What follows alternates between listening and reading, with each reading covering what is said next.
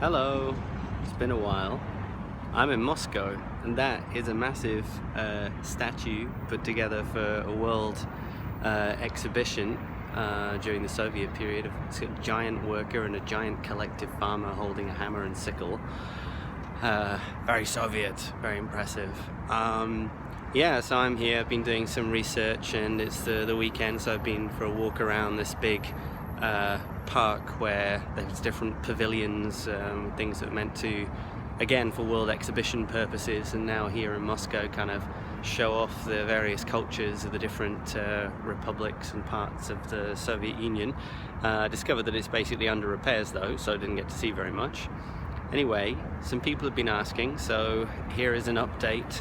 The last that I recorded, I was going to a Buddhist monastery for a month-long meditation course, and I went.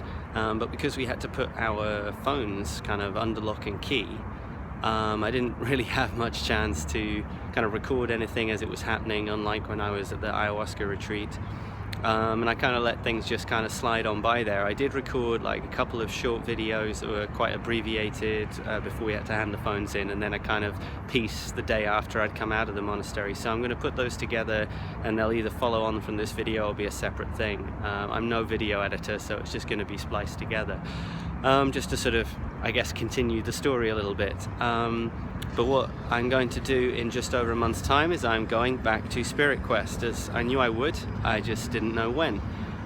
So I've managed to organize that, managed to find the money to make that happen.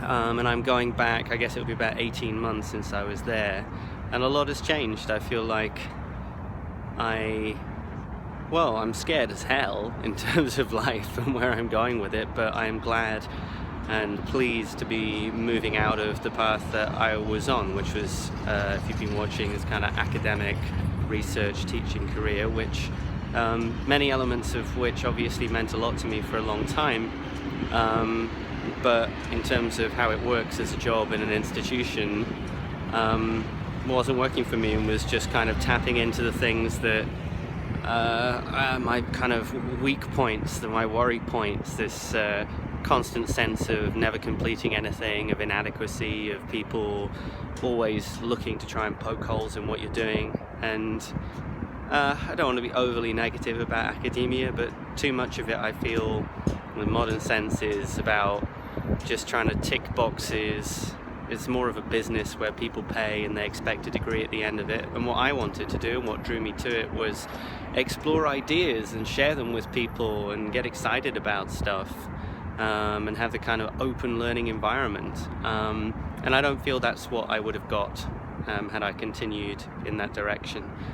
So instead, I've been writing things. I'll put some links below, writing online pieces. There's a piece about the monastery, there's a piece about ayahuasca. A lot of people seem to be into the ayahuasca piece, which is very gratifying. And I have a podcast now called Voices in the Dark, a podcast and site, a tagline, Learning How to Human, where we're exploring the human condition, and sharing a lot of vulnerability and personal stories along the way. So I seem somehow to have accrued a number of subscribers to my YouTube channel, thank you. But where I'm actually doing stuff, creating things these days and sharing what's going on, including like a before and after thing about the Buddhist monastery, and I'll record, I think, a before and after about SpiritQuest this time.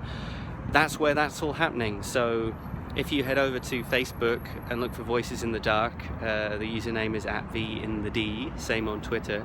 Or if you go to the website voicesinthedark.world, one of these new web addresses, .world, then you'll find me, and you'll find what's going on with me. So, thank you. You've been watching this, and I appreciate it. And that's where I'm doing stuff now.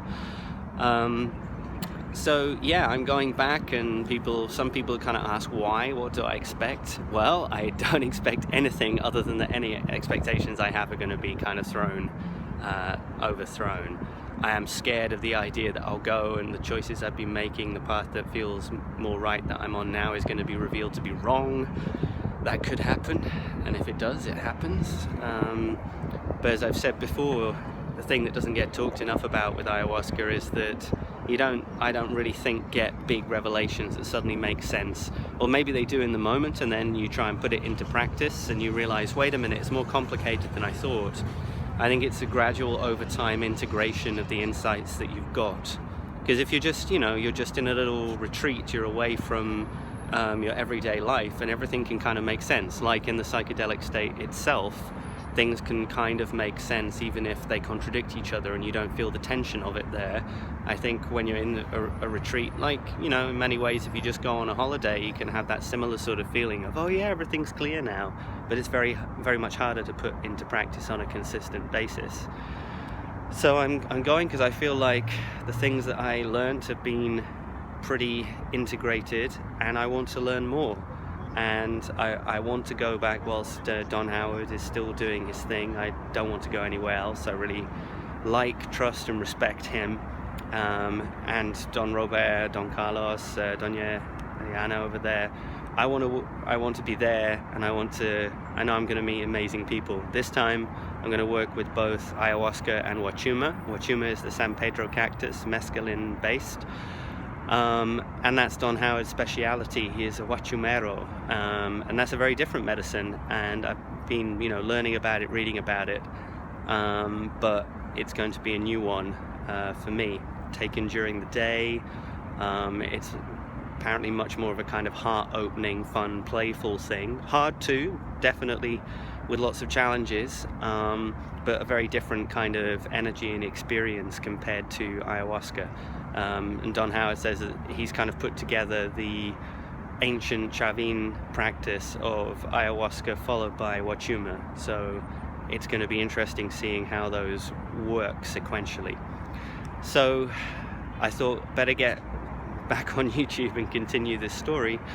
So I'll update you more frequently with that stuff, because that's getting close. And I'll record some more videos whilst I'm at SpiritQuest. So let's see how that is. More elation, more crying, more I don't know what, but at least some beautiful scenery.